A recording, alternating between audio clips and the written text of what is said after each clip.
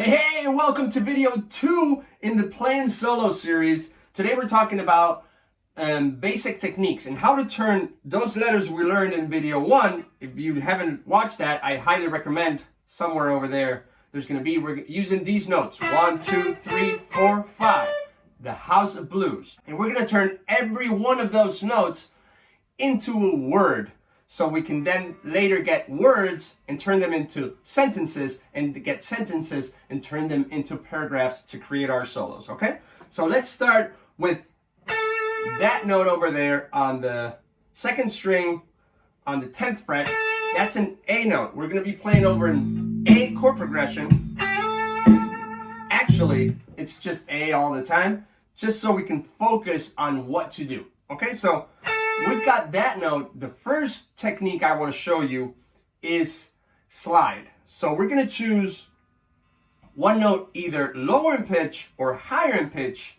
We're going to pluck that note, okay, and then we're going to slide our finger, applying pressure to the string so it sounds, okay, till we reach that target note, which is A, right?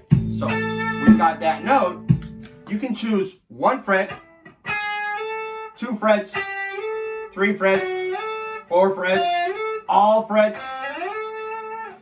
You can even choose frets higher in pitch. Okay? So that turns that note into a letter.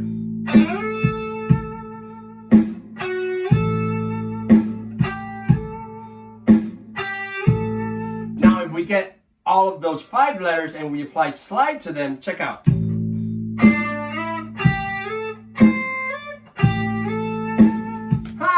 Pretty cool, right? That's the first technique. Slide. Let's check out another one. Hammer on. Same note, but now a different technique. So we're creating another word per se, right? So how does hammer on work? We're gonna choose a note, this time lower in pitch. You can only do it lower in pitch for hammer on. And we're going to pluck that note with our index, for example. You could also do it with your middle, but I'm going to do it with my index. And then we're going to do a hammer on action to our target note. Okay? So if I hammer on to that A, cool effect, right? So now I'm going to hammer on to all notes.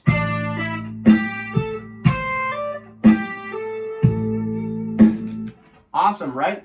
Another technique you could do is bending. What does bending mean? We're going to pluck a string, and then we're going to pull on that string in an upward direction. Now the key here is targeting that note. So if I end up middle ground to that note, it's not going to sound very nice. See? Sounds kind of funky. But if I reach that note, now it sounds pretty cool. Okay, so you can bend up in pitch, or you can bend down in pitch. And how do you do that? Remember, you've got to target that A note. Okay, so the way you do that is you pre-bend that note, and then you pluck it. So now you're higher in pitch, and now you bring it down to the note. So check it out. See how cool that is? So you can bend up, or you can bend down to that note. And the last technique, and probably the most difficult technique to do, is a pull-off.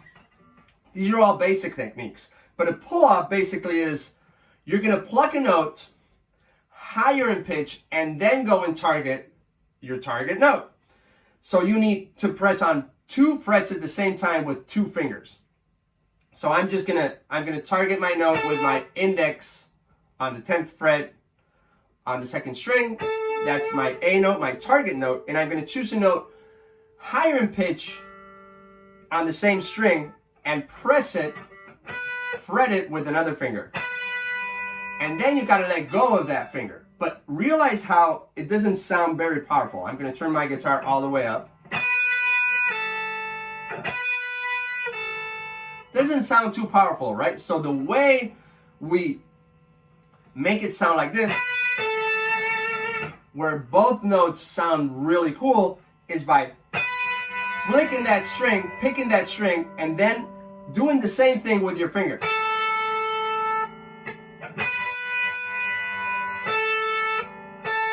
So basically I'm flicking the string with my finger. If I just lift it up, it doesn't sound very powerful, but if I do like this, I pluck it with my pull-off finger, it sounds more powerful, right? If you have trouble with that technique, just avoid it for now and just concentrate on the other techniques. So there you have it, 4 techniques that you can apply to every single note you play. For example, I'm going to apply them. I'm just going to make something up.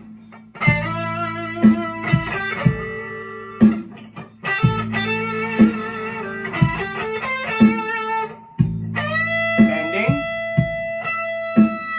pre-bending, pull off, hammer on. You can apply them to every single note you do. Those techniques turn those letters into words. In the next video, I'm going to show you how you make those words have meaning. Instead of saying boy, you're going to say boy, or you're going to say boy. I'll see you inside video 3.